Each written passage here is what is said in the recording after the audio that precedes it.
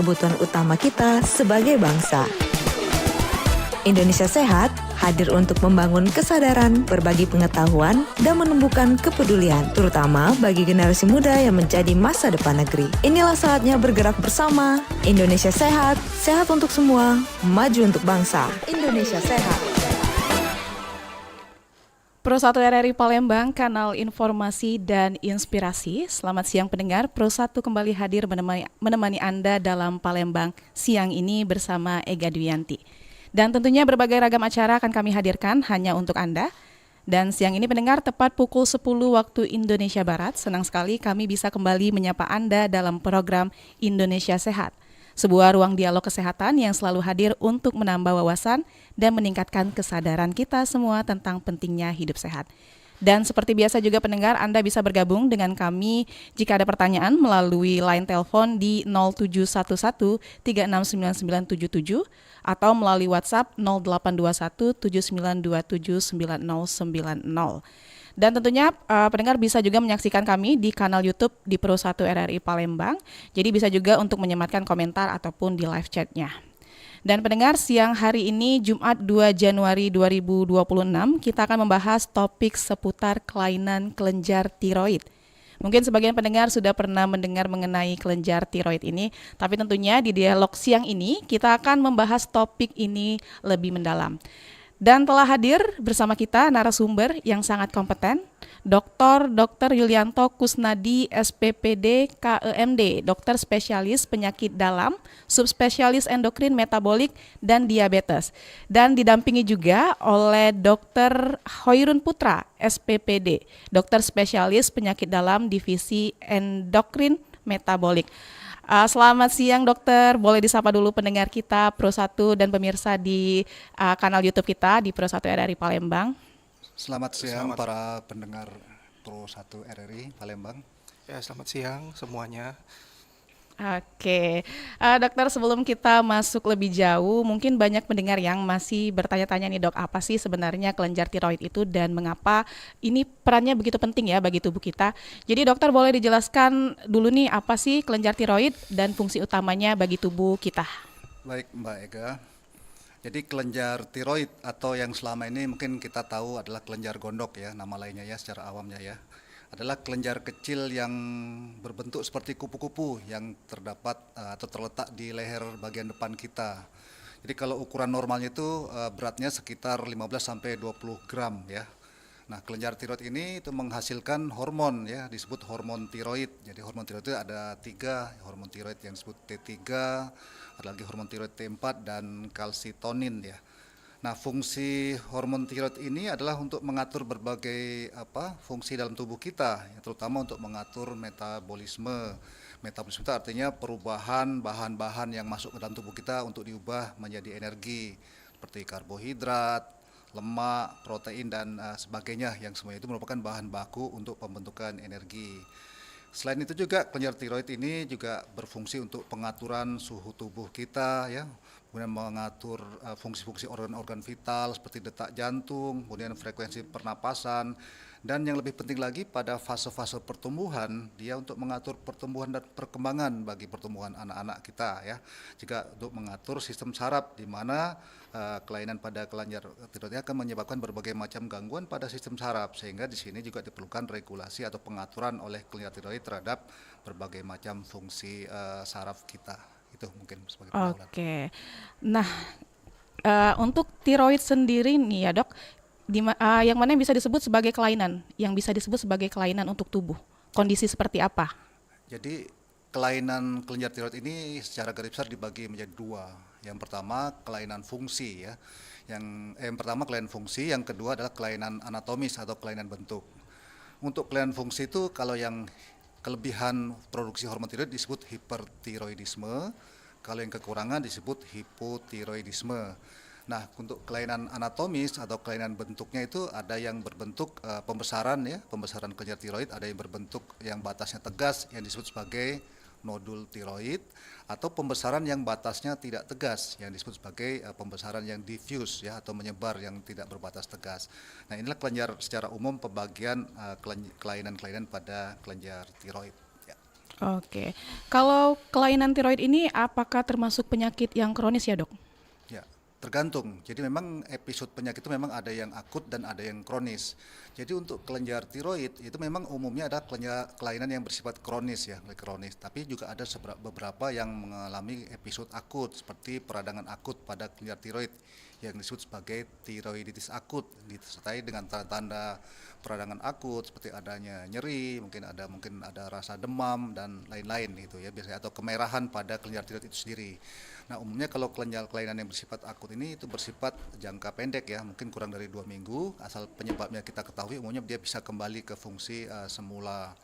Tapi yang menjadi masalah itu yang sering pasien berulang kali berobat adalah kelainan kronis, baik kelainan akibat dari hipertiroidismenya atau hipotiroidismenya. Di samping itu juga kelainan-kelainan bentuk yang disertai dengan pembesaran kelenjar tiroid itu umumnya memakan waktu lama untuk pengelolaannya, baik pembesaran yang bersifat jinak atau pembesaran yang mungkin sel-selnya adalah sel-sel yang mengarah ke keganasan.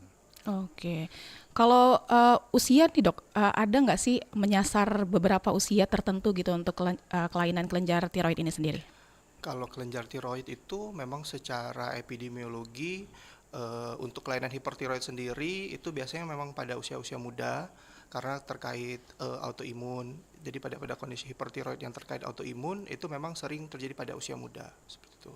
Tapi kalau untuk nodul sama di setiap usia, tapi yang paling banyak tetap usia paling muda. Oke, kalau laki-laki atau perempuan itu ada yang lebih rentan tidak, Dok? Kalau dari jenis kelamin itu yang paling banyak itu adalah perempuan. Tapi tidak menutup kemungkinan juga laki-laki juga ada. Tapi secara epidemiologi perempuan itu yang paling banyak terkena hipertiroid. Itu biasanya karena faktor apa ya, Dok? Jadi perempuan lebih sering terkena kelainan tiroid ini? Ya, karena yang pertama terkait dari hormon. Jadi hormon estrogen itu yang bisa menyebabkan kelainan pada hormon tiroidnya sendiri dan juga dari pertumbuhan dari nodul tiroidnya itu tersebut. Oke, kalau jenis kelainan tiroid yang paling sering ditemui itu apa aja sih, Dok? Ya. Jadi kalau untuk kelainan fungsi, jadi hiper maupun hipotiroid itu sebenarnya prevalensinya itu mungkin penyebarannya relatif sama. Tapi yang paling mudah didapatkan karena gejalanya lebih menonjol itu adalah kelainan fungsi hipertiroid ya. Hipertiroid itu karena gejala-gejalanya lebih mudah dirasakan atau lebih jelas dirasakan oleh pasien. Akibat dari hipertiroid gejala yang dirasakan seperti berdebar-debar ya, kemudian juga tremor, kemudian rasa mudah emosi, pokoknya gejala-gejala yang akibat dari hiperaktivasi dari kelenjar tiroid, bisa sesak napas, bisa juga tanda-tanda seperti berkeringat banyak, dan juga ada tanda khasnya seperti penurunan berat badan yang drastis. Itu merupakan tanda-tanda yang lebih mudah dirasakan oleh pasien sehingga pasien datang untuk berobat ya. Nah, kalau untuk hipotiroid itu gejalanya lebih silent ya, lebih silent itu artinya ya tidak begitu disadari oleh pasien, bahkan juga oleh dokter mungkin kalau memang gejalanya belum begitu menonjol.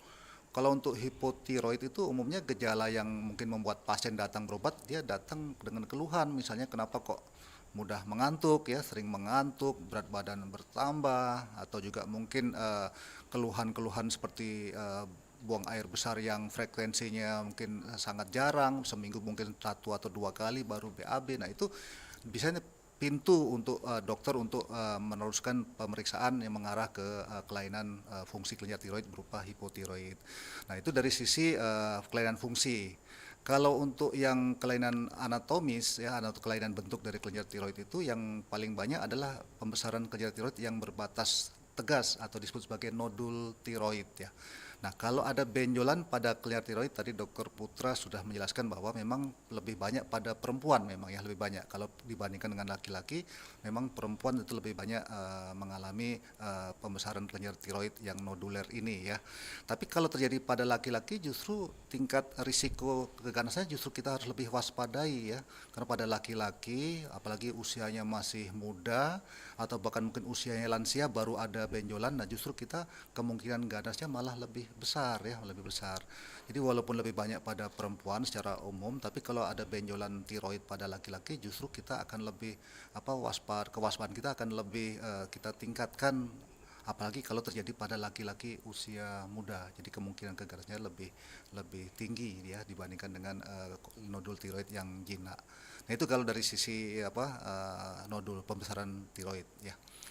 Oke, kalau masyarakat sebenarnya lebih awam dengan istilah gondok. Sebenarnya ini istilah yang sama atau berbeda ya dok dengan kelainan kelenjar tiroid ini sendiri? Boleh dokter Putra?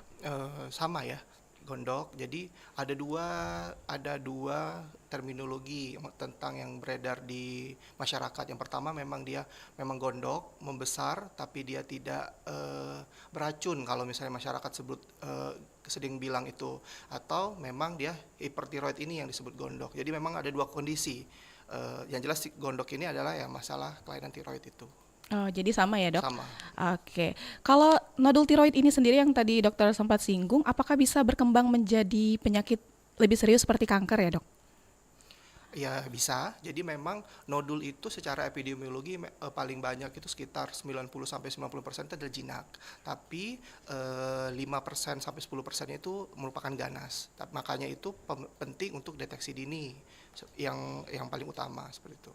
Untuk kasusnya banyak ya dok terjadi? Banyak kasusnya banyak kok. Oke, mungkin kita beralih ke gejala dan tanda awal nih dok. Gejala apa sih yang sering dirasakan, yang kadang tidak disadari oleh orang dengan kelainan tiroid ini sendiri? Ya, tadi kan sudah dijelaskan sama Dr. Dilianto ada kelainan fungsi yang hipertiroid, jadi dia jadi produksi tiroidnya itu berlebihan, jadi keluhan-keluhan yang terkait hipermetabolisme seperti contohnya berdebar-debar, keringat dingin, berat badan yang turun drastis, yang paling sering itu tangan gemeteran, datang ke kita ke klinik itu seperti itu. Nah, kalau untuk yang hipotiroid itu kebalikan dari hiper, jadi kan hipotiroid berarti produksinya yang menurun kan, berarti metabolismenya menurun. Nah yang paling sering datang ke kita ini adalah peningkatan berat badan yang drastis, padahal dia makannya biasa aja, atau frekuensi BAB-nya yang biasanya rutin tiap hari kok tiba-tiba ini jadi seminggu sekali, bahkan 2 minggu sekali, seperti itu. Nah, yang satu lagi untuk gejala yang jarang juga untuk hipertiroid ini biasanya sih gangguan menstruasi kalau pada perempuan. Gangguan menstruasi bahkan bisa mempengaruhi kesuburan. Seperti itu. Oke, kalau gangguan tiroid ini apakah bisa mempengaruhi suasana hati dan emosinya dari kelainan ini? Ini banyak kan tadi banyak datang dengan wanita-wanita usia muda, remaja. Nah, biasanya jadi moody, pasien-pasien itu mengeluhkan jadi sensitif. Nah, itu juga sering. Makanya tadi kan karena hormon tiroid ini mempengaruhi seluruh metabolisme di badan kita seperti itu. Oke, kalau terkait faktor resiko seorang mengalami gangguan tiroid itu seperti apa ya dok? Ya, jadi faktor risiko itu memang semua penyakit secara umum dibagi menjadi dua faktor risiko untuk timbulnya suatu penyakit, yaitu faktor genetik dan faktor lingkungan. Itu secara umum ya. Termasuk juga untuk kelainan tiroid itu ada dua faktor tersebut. Nah, tinggal resultantenya nanti mana yang lebih dominan ya. Nah, tapi untuk khusus kelainan fungsional kelenjar tiroid itu yang paling sering penyebabnya adalah proses autoimun ya. Jadi autoimun itu adalah suatu kondisi di mana sistem imun kita berespon berlebihan terhadap bagian tubuh kita sendiri yang dianggap sebagai benda asing. Nah, bagian tubuh kita itu sendiri dia berubah seolah-olah seperti benda asing karena pengaruh lingkungan umumnya.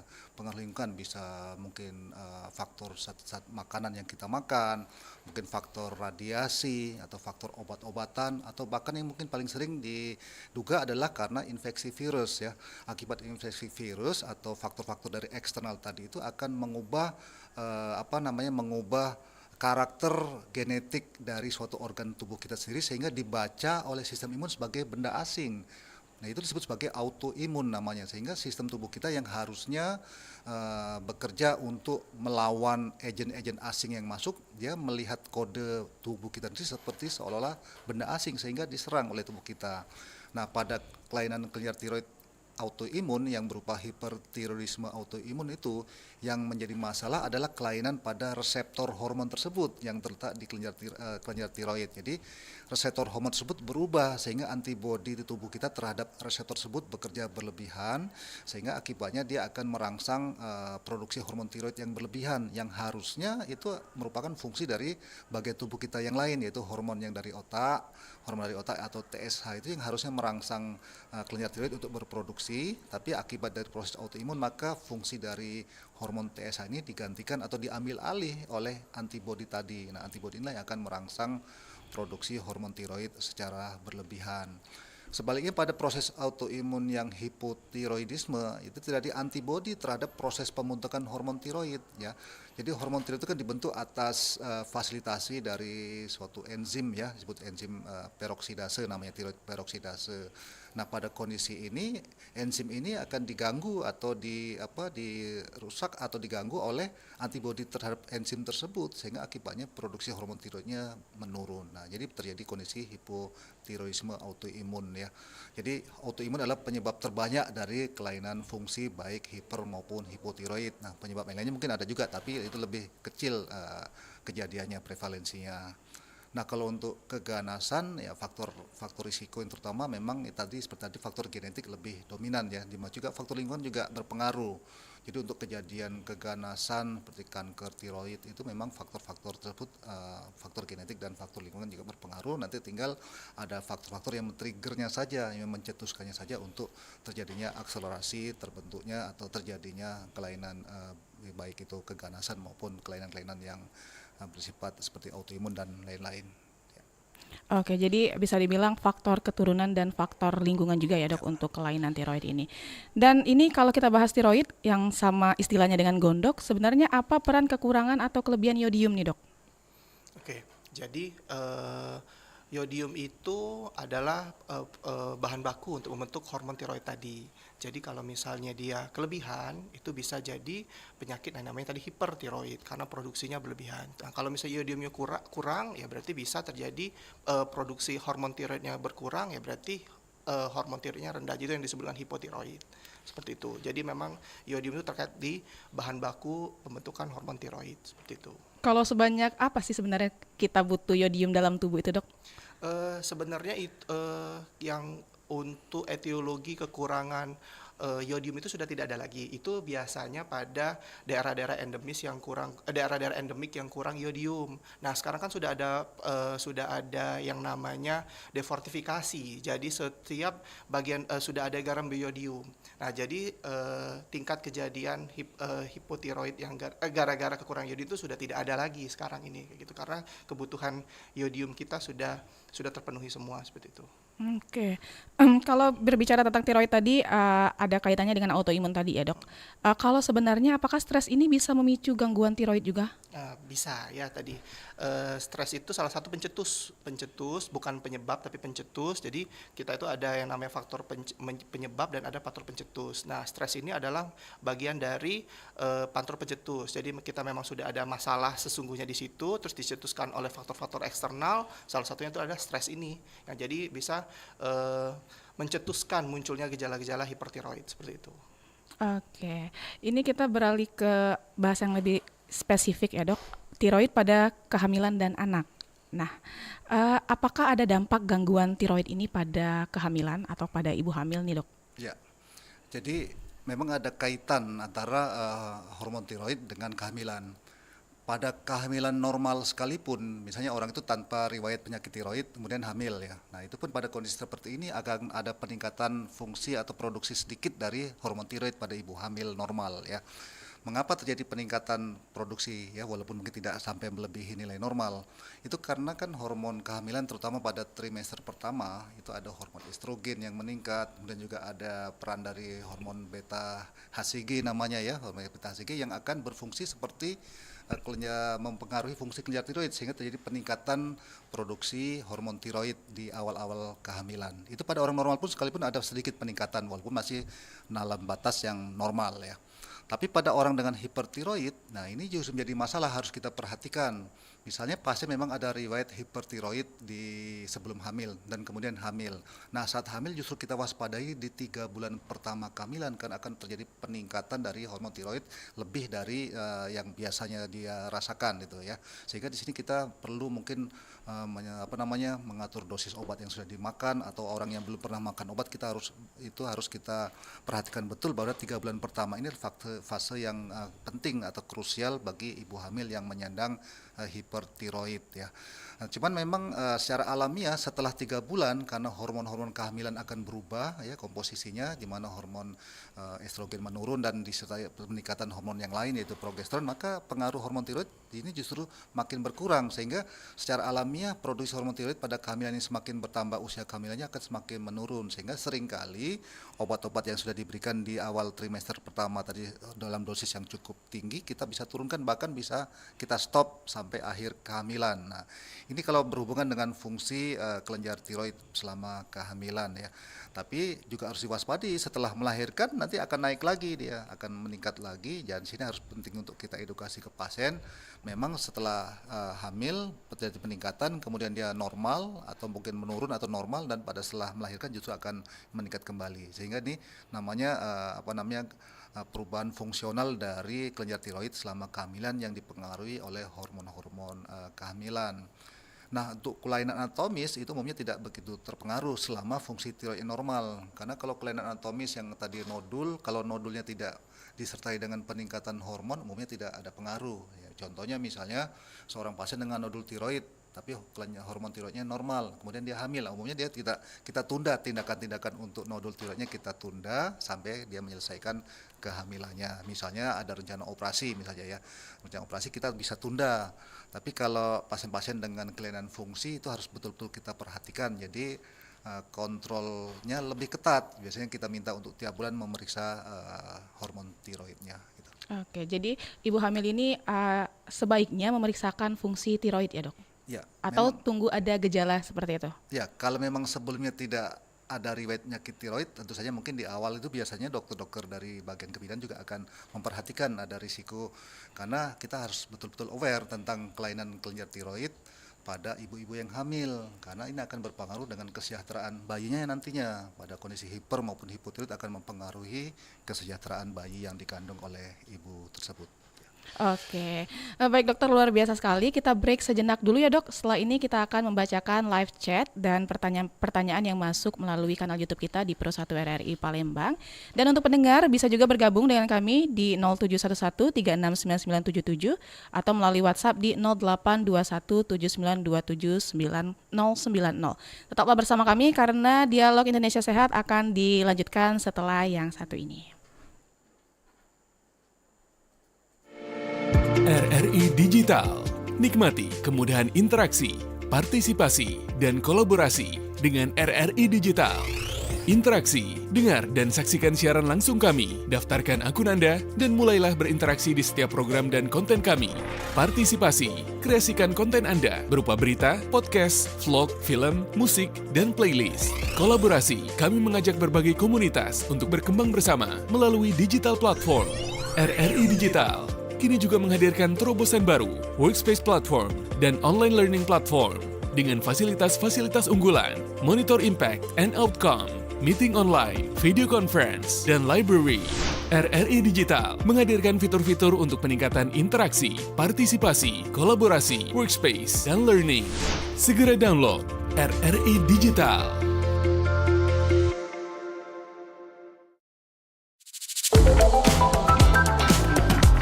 Masih bersama Anda, Indonesia Sehat. Indonesia Sehat.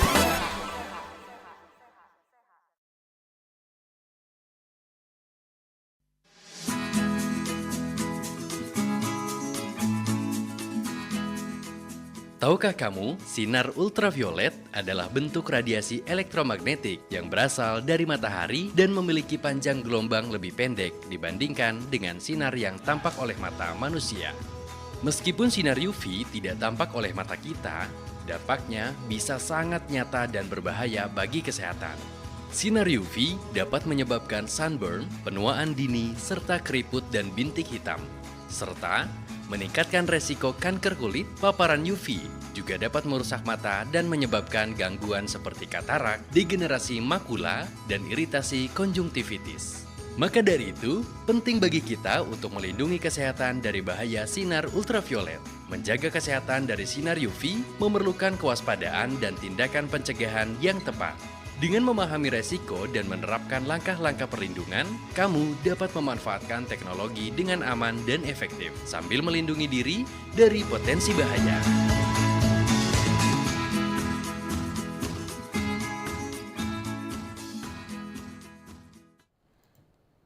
Baik pendengar, Anda masih bersama kami di Pro 1 RRI Palembang, masih dalam dialog Indonesia Sehat, membahas seputar kelainan kelenjar tiroid. Dan saat ini sudah ada beberapa pesan komentar atau pertanyaan yang masuk melalui kanal YouTube kita. Dokter, saya izin bacakan dulu ya, Dok. Dari Aurora Nur, Dok, kalau ada remaja yang emosinya gampang berubah, sulit konsentrasi dan lehernya terlihat agak membesar, apakah itu perlu dicurigai sebagai gangguan kelenjar tiroid? Boleh Dokter Putra ya? Ya, kalau lihat dari gejalanya sih masih bisa kita pikirkan itu suatu gangguan tiroid ya. Jadi ada yang namanya gejala-gejala lainnya ya, seperti misalnya dia selain membesar, apakah dia ada penurunan berat badan, seperti itu, berdebat-debat. Tapi kalau dari emosi saja dan ada pembesaran masih bisa dipikirkan. Jadi sebaiknya memang konsul ke endokrinologis terdekat. Oke, ini sepertinya masih berkaitan nih dari Titi Amalia. Kalau kita ke rumah sakit mau ngecek tiroid lebih awal di mana ya? Bisa BPJS nggak ya? Soalnya tadi disebut hipertiroid ini gejalanya silent, jadi saya takut. Ya. Boleh Dok? Yang pertama tadi kita lihat dulu dari adakah gejala dari pasien ini ke hipertiroid maupun ke hipotiroid. Tadi seperti berdebar-debar, penurunan berat badan, ada apa namanya itu, gemetaran tangannya. Nah, terus kita lihat juga di lehernya. Kalau misalnya lehernya memang ada suatu pembesaran, ya bisa itu dilakukan pengecekan hormon tiroid. Dan apakah ditanggung BPJS? Sejauh ini ditanggung BPJS ya, kayak gitu. Mungkin koreksi, yang silent itu bukan hipertiroid ya, untuk Oke. Titi Amalia, kayaknya hipotiroid yang silent. Oke. Kalau yang hipertiroid umumnya lebih jelas ya. Oke, jadi Dok, untuk pemeriksaan ini apa aja sih Dok yang perlu dilakukan untuk mengetahui kondisi tiroid kita? Jenis-jenis Ya. pemeriksaannya. Jadi tentu saja kalau untuk mengetahui apakah seseorang mengalami kelainan fungsi kelenjar tiroid, tentu saja beranjak dari keluhan dulu ya, keluhan dan juga tanda-tanda yang ada pada si pasien.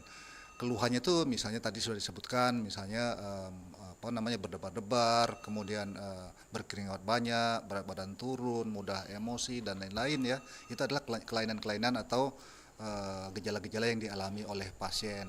Nah, kemudian tanda-tandanya juga harus kita periksa. Kalau disertai dengan pembesaran kelenjar tiroid itu umumnya terjadi pembesaran ya pada lehernya misalnya ya, ada pembesaran pada leher. Atau kita periksa nadinya cepat. Atau saat kita periksa hitung frekuensi pernapasnya meningkat. Nah, itu berasal dari situ dulu, kita beranjak dari situ. Kemudian kalau kita pasien adalah suspek untuk kondisi kelainan fungsi tiroid, baru kita lanjutkan dengan pemeriksaan laboratorium. Cuman dari anamnesis atau tanya jawab dengan pasien, umumnya kita akan tanyakan apakah gejala ini temporari atau sekali-sekali saja atau terus-menerus. Nah, kalau gejalanya terus-menerusnya patut dicurigai ini ke arah kelainan kelenjar tiroid, kita langsung lanjutkan dengan pemeriksaan hormon tiroid ya, namanya pemeriksaan hormon TSH ya. Awalnya sih TSH saja sebenarnya, tapi umumnya ada paketnya, jadi TSH dan hormon free T4, atau juga kalau diperlukan pemeriksaan hormon tiroid yang T3. Tapi kalau keluhan-keluhan tadi bersifat temporari, kadang-kadang saja, atau ada pencetus misalnya cemas muncul bila ada sesuatu peristiwa baru cemas, itu kita masih mikirkan bukan kelenjar tiroid, mungkin ini adalah karena akibat dari kepanikan atau kecemasan yang bisa timbul akibat dari faktor pencetus. Jadi kita mulai dari anamnesis atau tanya jawab tentang kemungkinan timbulnya hiper atau hipotiroid, apakah juga ini hanya merupakan faktor-faktor psikis saja, juga harus kita pikirkan gitu. Oke, jadi ada tes laboratorium juga ya Dok? Ya. Oke, ini ada pertanyaan lagi, kalau tes darah saja apakah bisa ya Dok? Ya, jadi memang pemeriksaan laboratorium untuk kelenjar tiroid itu memang ada beberapa ya. Jadi kalau untuk kelainan fungsional tentu saja mengambil dari darah ya, dari darah berupa pemeriksaan hormon tiroid. Jadi hormon tiroid tadi ada dua yang umumnya kita periksa, jadi hormon T3 dan T4. Tapi untuk benefit and ininya aspek ekonomisnya juga kemanfaatnya umumnya kita cukup dengan memeriksa free T4 lebih dahulu saja bersama dengan hormon TSH yang berasal dari otak. Nah, cuman kalau diperlukan kita bisa menambahkan pemeriksaan radiologis ya. Pemeriksaan radiologis tadi adalah pemeriksaan dengan menggunakan USG ya, ultrasonografi untuk kelenjar tiroid, dan pada kasus-kasus yang lanjut yang membutuhkan pemeriksaan lanjutan kita bisa dengan modalitas yang lain seperti CT scan dan lain, walaupun itu mungkin sangat jarang kita lakukan. Jadi cukup dengan pemeriksaan laboratorium darah dan ultrasonografi atau USG untuk kelenjar tiroid saja gitu. Oke, dan untuk penderita tiroid sendiri ya dok, itu harus kontrol seberapa sering sebenarnya? Ya, jadi kalau untuk yang kelainan fungsional hormonal, jadi biasanya kita kan di awal kita memeriksa hormon tiroid, misalnya kita periksa TSH dan free T4. Setelah kita ketahui adanya kelainan, kita berikan pengobatan. Dan selanjutnya untuk pengobatannya kita bisa memakan waktu 4-6 minggu untuk pasien untuk kita kontrol ulang hormonnya. Tapi ini pun yang kita kontrol tidak dua hormon tadi, jadi cukup kita kalau pada kelainan hipertiroid kita yang rutin kita periksa adalah hormon free T4-nya. Karena untuk TSH-nya itu biasanya akan lama untuk berubah, perlu waktu mungkin lebih kurang 6 bulan baru ada perubahan kelihatan perbaikannya. Jadi kita tidak dua-duanya kita periksa untuk alasan ekonomis dari pembiayaan ya. Tapi sebaliknya kalau pasien yang kita temukan dengan kondisi hipotiroid ya awalnya kan kita periksa TSH dan free T4. Tapi untuk kelanjutannya untuk kondisi hipotiroid kebalikannya yang kita periksa rutin adalah TSH-nya saja. Untuk free T4-nya dia umumnya kita periksa dalam jangka waktu tertentu, misalnya per 3 bulan atau bahkan mungkin bisa per 6 bulan. Tapi untuk monitoring dari pengobatan yang kita berikan itu pada kasus hipertiroid yang rutin kita periksa adalah free T4, sedangkan kalau pada kasus hipotiroid sebaliknya yang kita periksa adalah hormon TSH-nya. Jadi untuk perhitungan juga kita harus menghitungkan juga faktor biaya, karena untuk pemeriksaan hormon tiroid itu memakan biaya yang cukup besar untuk masing-masing pemeriksaan hormonal tersebut. Ya. Oke, kita beralih ke pengobatan dan penanganannya ya dok. Apakah semua gangguan tiroid ini harus minum obat seumur hidup ya dok? Jadi tidak semuanya ya. Jadi kalau untuk kasus yang hipertiroid itu ada tadi kan ada penyebabnya yang autoimun atau yang disebut dengan Graves' disease. Jadi ada 3 modalitas, ada obat, ada yang namanya radionuklir, dan ada yang bedah. Nah, untuk yang kalau bisa dipilih obat itu biasanya kita evaluasi sekitar sampai 18 bulan hingga 2 tahun bahkan lebih tergantung dari profil terkendalikah dari hormon tiroidnya tadi. Nah, nanti bisa dilanjutkan dengan radionuklir ataupun pembedahan. Nanti itu bisa didiskusikan antara pasien sama endokrinologisnya. Nah, kalau untuk hipotiroid itu tergantung lagi etiologinya. Kalau hipotiroid yang pasca pengangkatan total tiroidik hormon kelenjar tiroidnya akibat kanker tiroid, yaitu berarti wajib minum seumur hidup untuk hormon tiroidnya kayak gitu. Karena kan pabriknya kan diangkat semua tuh. Jadi kita harus dapat suplemen atau penambahan hormon tiroid yang seumur hidup berarti. Dan kalau yang lainnya ya betul evaluasi seperti. Jadi tidak semuanya harus seumur hidup, tergantung dia kelainan apa dan penyebabnya apa seperti itu. Kalau efek samping obatnya ada nggak sih dok? Sejauh ini efek samping obat itu tetap ada, namanya obat yang kita berikan itu ada obat, tapi yang seperti bisa kuning, bisa gangguan pada darah, tapi itu makanya kita kontrol tadi, selain kita evaluasi hormon tiroidnya, kita evaluasi juga efek sampingnya, tapi itu dalam jumlah yang persentase yang sedikit kok, seperti itu. Oke, kalau berbicara tentang operasi tadi, kapan sih harusnya kelainan tiroid ini dioperasi?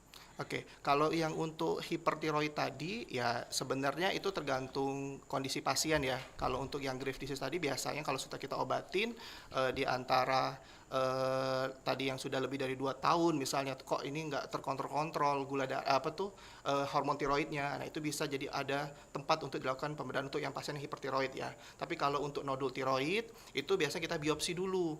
Nah, kalau misalnya dari hasil biopsi itu tadi kan saya bilang kejadian jinak di nodul tiroid itu kan cukup besar ya, 90%. Nah, sisanya itu kan yang ganas. Nah, yang ganas ini yang wajib kita operasi semuanya kayak gitu. Oke, ini ada pertanyaan lagi ya dok dari Ibu Fitri di Dwi Kora. Dokter, kapan gangguan tiroid harus minum obat? Kapan penderita tiroid ini harus minum obat agar bisa sembuh gitu? Ya, jadi kalau memang sudah terbukti dari pemeriksaan, ya baik gejala klinisnya mendukung dan hasil pemeriksaan laboratoriumnya memang memastikan ada kelainan fungsi kelenjar tiroid, tentu saja harus diberikan obat ya, jadi harus konsumsi obat. Jadi kalau kelainan kelenjar tiroid yang berupa hipertiroid kan paling banyak adalah proses autoimun ya. Jadi kondisi autoimun adalah kondisi yang seumur hidup yang dialami oleh pasien, sehingga target pengobatan yang tadi disebut oleh Dr. Putra bisa memakan waktu 18 sampai 24 bulan, itu adalah target kita untuk mencapai remisi ya. Jadi tanda kutip remisi bukan sembuh ya. Jadi sembuhnya itu ya remisi, itulah sembuhnya untuk kondisi autoimun. Jadi artinya kalau sudah remisi kita bisa menghentikan obat-obatan.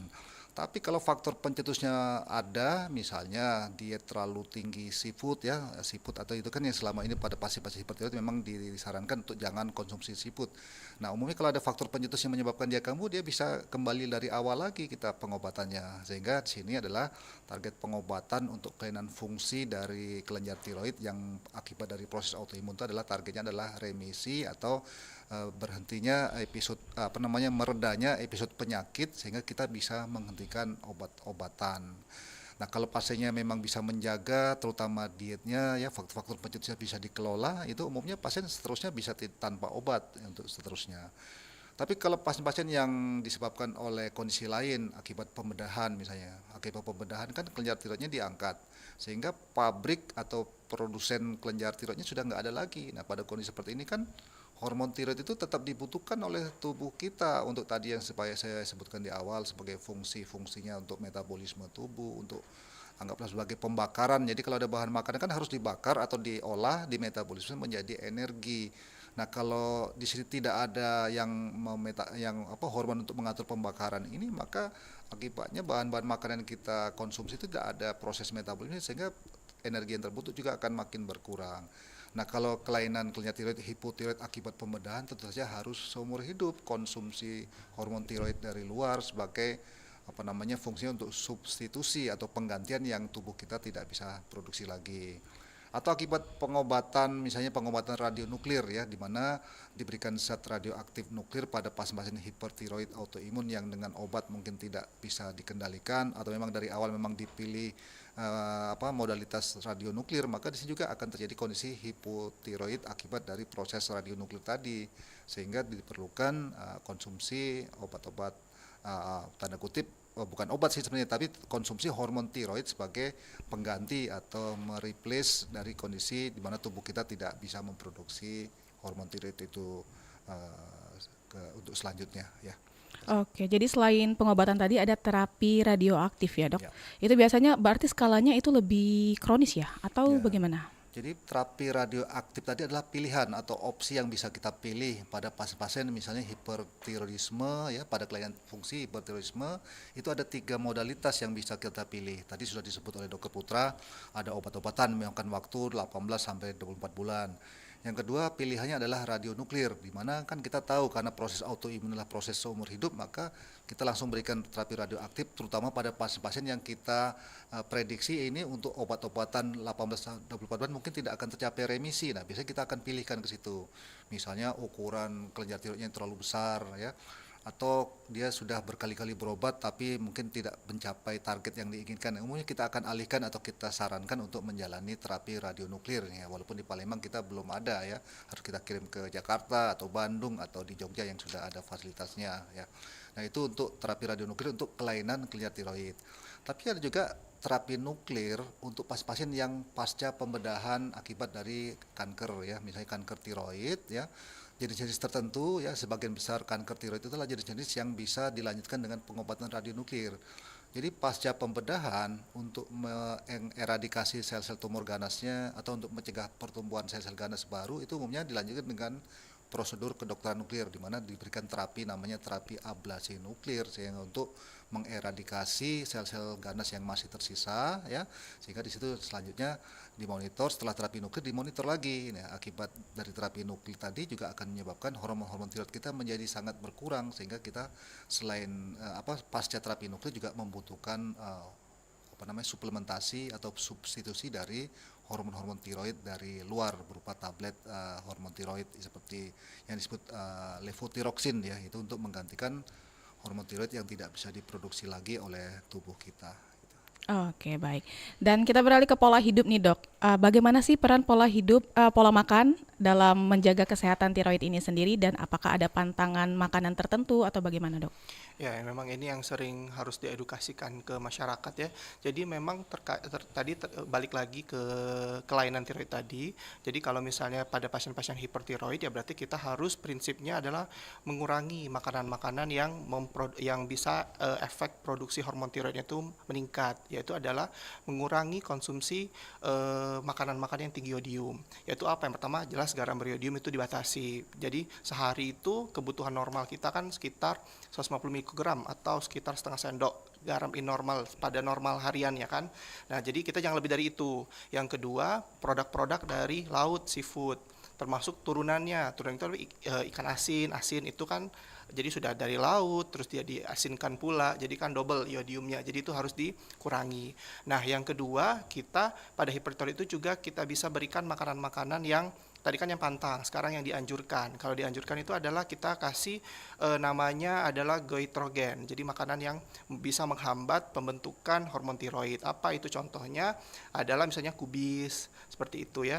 Terus protein-protein hewani, telur, ayam, seperti itu tinggi termasuk dalam goitrogen. Dan juga suplemen itu adalah selenium tadi. Nah, selenium ini juga terkandung di dalam protein hewani seperti tadi telur ayam, yaitu tinggi seleniumnya. Nah, atau kacang, tapi kacang yang paling tinggi itu kacang Brazil, tapi kita nggak ada di sini, jadi kedelai itu masih bagus. Nah, itu pada yang harus dimakan dan harus dihindari pada pasien-pasien yang hipertiroid. Kalau hipotiroid ya berarti kita konsumsi yang bisa selain obat tadi itu yang paling utama, dan kita jauhi makanan-makanan yang tadi seperti itu. Oke, kalau penderita tiroid ini sendiri ada anjuran untuk berolahraga atau justru sebaliknya nih, Dok? Ya, olahraga tetap ya. Yang penting hormon tiroidnya terkendali, karena kan tadi kan kita pada hipertiroid itu terjadi penurunan berat badan. Nah, penurunan berat badan itu massa ototnya biasa berkurang. Nah, jadi selain intake protein kita harus bagus tadi, nah sama juga kita harus bantu dengan olahraga yang strengthening yang untuk menaikkan massa otot seperti itu. Oke. Tapi Dan prinsipnya tetap hormon tiroidnya harus terkendali dulu seperti itu. Oke. Jadi kapan nih, Dok, waktu terbaik untuk screening tiroid nih? Yang pertama adalah ada gejala dulu. Jadi ada gejala pada pasien yang berdebar atau tremor, penurunan berat badan, atau kebalikannya dari hipertiroid. Yang paling nyata adalah ya ada muncul benjolan di leher gitu. Oke. Ya, mungkin saya tambahkan kalau untuk screening ini kan kalau kita bicara dalam konteks kelainan pada kondisi dewasa ya. Tapi kalau untuk kebijakan nasional itu kan sebenarnya kita ada namanya screening tiroid kongnital ya, SHK namanya, screening hipotiroid kongnital. Jadi bayi baru lahir itu memang seharusnya atau harus wajib dilakukan screening untuk kelainan tiroid. Jadi sekarang sudah ada, jadi programnya setiap bayi baru lahir itu langsung diperiksa hormon TSH untuk screening kelainan tiroid ya. Yang kalau kita kan dalam hal ini kita konteks ini banyak bicara tentang tiroid pada dewasa gitu ya. Tapi untuk lebih luas lagi kita untuk screeningnya, kalau kita bicara screening adalah sejak lahir pun itu sudah seharusnya dilakukan screening gitu. Oke, kalau cara mencegah gangguan tiroid sejak dini ini seperti apa sih, Dok? Cara mencegah dari dini adalah kita lihat dulu memang dia ada faktor risiko atau enggak ya. Yang kedua tadi menghindari makanan-makanan yang tinggi iodium seperti itu. Dan hidup sehat itu yang penting.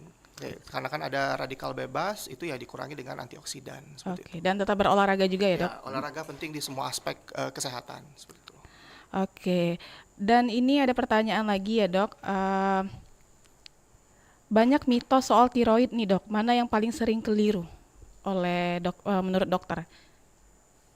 Yang pertama itu adalah tadi tiroid yang pada perempuan ya, gitu. Jadi dibilang banyak perempuan, ternyata secara epidemiologi laki-laki itu ada walaupun sedikit. Jadi gara-gara dibilang itu laki-laki nggak nggak ada chance untuk terjadi nodul tiroid ya, enggak, itu tetap ada persentasenya walaupun sedikit, itu yang mitosnya.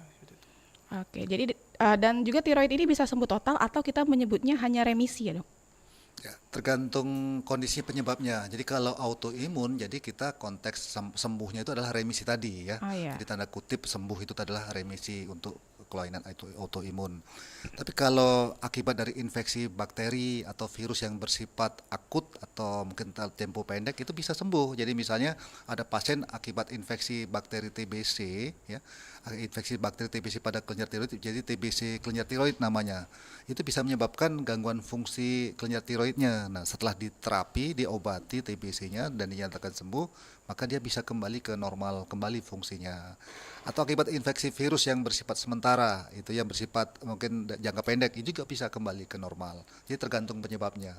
Tapi kalau autoimun yang bersifat seumur hidup, ya tentu saja inilah kondisinya harus kita capai, targetnya adalah remisi dari kondisi autoimun tadi. Gitu. Oke, jadi kalau remisi tidak minum obat lagi ya dok? Ya, kalau remisi artinya obat bisa kita hentikan, tapi tetap dimonitor untuk jangka waktu tertentu, misalnya 1 bulan ke depan atau 3 bulan ke depan, tetap harus kita periksa ulang untuk hormon tiroid untuk mengantisipasi kemungkinan dari relapse atau rekurensi atau kambuhnya dari kondisi autoimun tadi.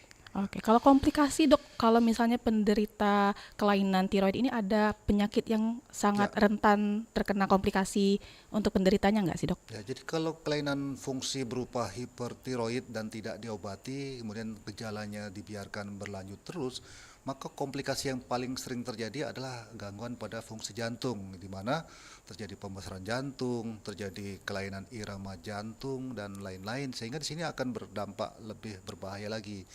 Di samping itu juga pada kondisi hipertiroid yang tidak diatasi juga bisa menimbulkan kondisi namanya stroke akibat dari lepasnya bekuan-bekuan darah yang menyebabkan kondisi stroke akut akibat dari hipertiroid yang tidak teratasi ya.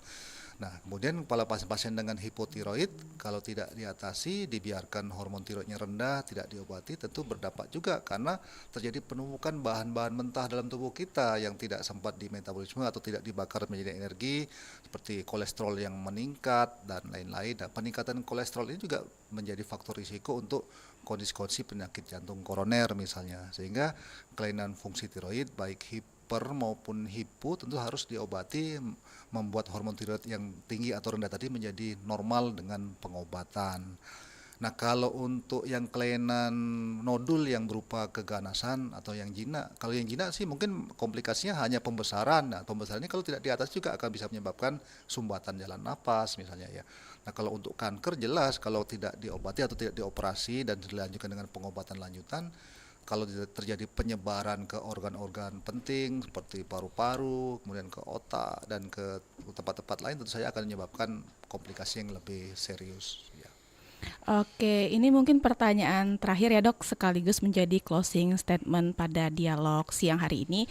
Mungkin satu-satu dari Dr. Yulianto dan Dr. Putra, apa pesan dokter untuk masyarakat agar lebih peduli pada kesehatan tiroid? Mungkin boleh Dr. Yulianto?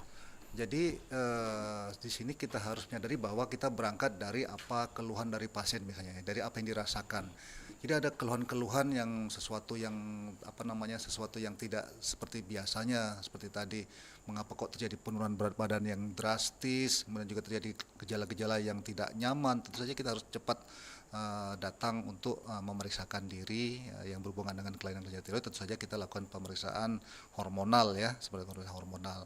Dan tadi kembali ke lebih mendasar lagi, jadi yang untuk lebih penting lagi, sejak lahir pun kita sekarang diharuskan untuk melakukan screening kelainan kelenjar tiroid sejak lahir. Jadi bayi-bayi yang baru lahir itu sejak awal memang sudah harus dilakukan screening untuk antisipasi kemungkinan kelainan fungsi dari kelenjar tiroid. Mungkin dari saya itu saja. Oke, dari Dr. Putra boleh dokter? Ya, jadi intinya kalau misalnya ada sudah mengalami keluhan-keluhan yang tadi, ya sebaiknya memang harus segera berobat. Jangan takut untuk mengecek kondisi kesehatan, terutama hormon tiroidnya, ya supaya cepat terdiagnosis dan cepat diobati. Itu saja, jangan takut, intinya seperti itu. Oke, baik. Terima kasih dokter, luar biasa sekali perbincangan kita pada siang hari ini. Dan terima kasih dokter atas penjelasan yang sangat mudah dipahami ya untuk pendengar. Dan juga untuk pendengar, semoga apa yang kita bahas hari ini bisa membuka wawasan tentang pentingnya menjaga kesehatan kelenjar tiroid. Semoga dialog hari ini bermanfaat dan bisa menjadi pengingat bagi kita semua untuk lebih peka terhadap sinyal tubuh kita sendiri. Dan terima kasih juga pendengar maupun pemirsa di kanal YouTube Pro 1 RRI Palembang yang sudah bergabung dalam program Indonesia Sehat. Dan nantikan kami di edisi selanjutnya. Setelah ini kita akan mengikuti dinamika olahraga Pro 3 RRI. Tetaplah bersama kami di FM 92,4 MHz. Baru saja Anda dengarkan Indonesia Sehat. Indonesia Sehat, saatnya bergerak bersama. Sehat untuk semua, maju untuk bangsa.